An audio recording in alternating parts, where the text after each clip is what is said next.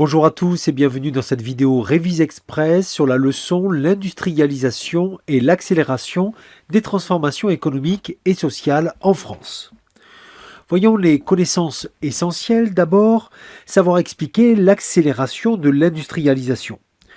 Rappelons que l'industrialisation, c'est le fait que le secteur de l'industrie pèse de plus en plus lourd dans la richesse globale d'un pays. Les différents facteurs sont importants à connaître.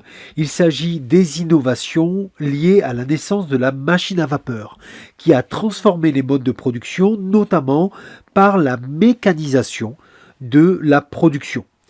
Ainsi, il y a plusieurs conséquences. Tout d'abord, le développement de nouvelles méthodes de production à un rythme différencié en Europe. Et puis la deuxième conséquence, c'est l'apparition d'usines de plus en plus importantes et qui concentrent un nombre de plus en plus important d'ouvriers dans un même site. Deuxième vague de connaissances à apprendre, la politique économique du Second Empire.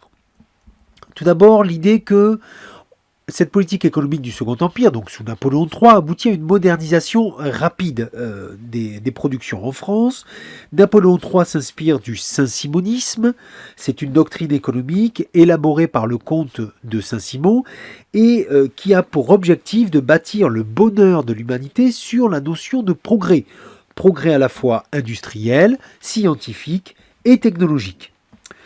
Cette modernisation rapide s'accompagne d'une modification des structures économiques, avec l'apparition notamment des sociétés par action, c'est-à-dire des sociétés cotées en bourse. De même, le régime impérial favorise ce qu'on a pu appeler à l'époque la révolution bancaire, en soutenant les grands financiers et les grands industriels, à l'image des frères Pereire par exemple. La politique économique du Second Empire aboutit aussi à une politique de grands travaux. D'abord, des grands travaux dans le domaine des transports. Les chemins de fer sont des réussites tout à fait représentatives de cette époque-là. Le réseau ferré double sous la durée du Second Empire, c'est-à-dire 1852 à 1870.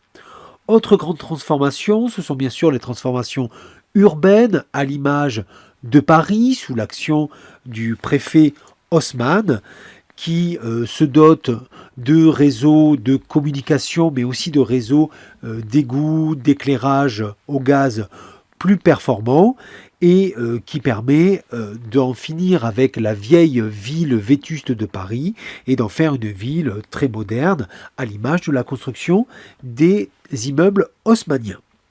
Autre série de connaissances, l'importance du monde rural.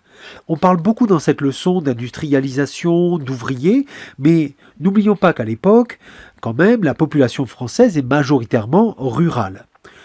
C'est l'époque d'un âge d'or des campagnes. En effet, elle bénéficie d'une croissance à la fois économique, productive, mais aussi démographique.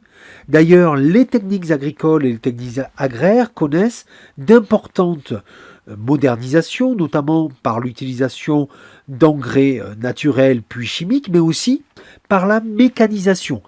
Du fait de ces importants ajouts techniques, on assiste à un exode rural d'abord modéré, puis qui s'accélère peu à peu tout au long du Second Empire. Alors, bourgeois et ouvriers. En effet, les transformations radicales liées à l'industrialisation font émerger deux classes sociales qui deviennent antagonistes, la bourgeoisie d'affaires et le monde ouvrier. Donc voyons d'abord la bourgeoisie.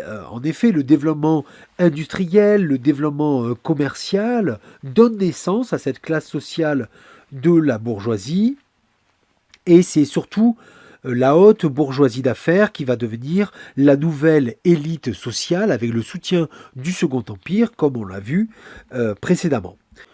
Les ouvriers, pour leur part, sont nés de cette phase d'industrialisation. Ce n'est pas un groupe homogène, hein. Il y a les ouvriers qualifiés et ce qu'on appelle à l'époque les ouvriers spécialisés, c'est-à-dire sans qualification, on les appelle aussi les prolétaires. C'est surtout ce dernier ensemble qui est très caractéristique finalement du nouvel âge industriel. Ce qui nous amène logiquement à la dernière série de connaissances où la question sociale devient également politique. Tout d'abord, qu'est-ce que la question sociale? C'est l'ensemble des préoccupations qui dénoncent les conditions de vie et de travail des ouvriers. Cette question sociale est relancée à la fois par des écrivains de cette époque, des hommes politiques, des philosophes, des penseurs, etc. Cette question sociale devient véritablement politique lorsque les ouvriers obtiennent l'autorisation du droit de grève. En effet, c'est la loi du 25 mai 1864, promulguée par Napoléon III, qui autorise la grève dans les milieux ouvriers. Voilà, c'est la fin de cette vidéo, j'espère qu'elle vous a été utile. Vous pouvez vous abonner à la chaîne et bien sûr laisser un commentaire.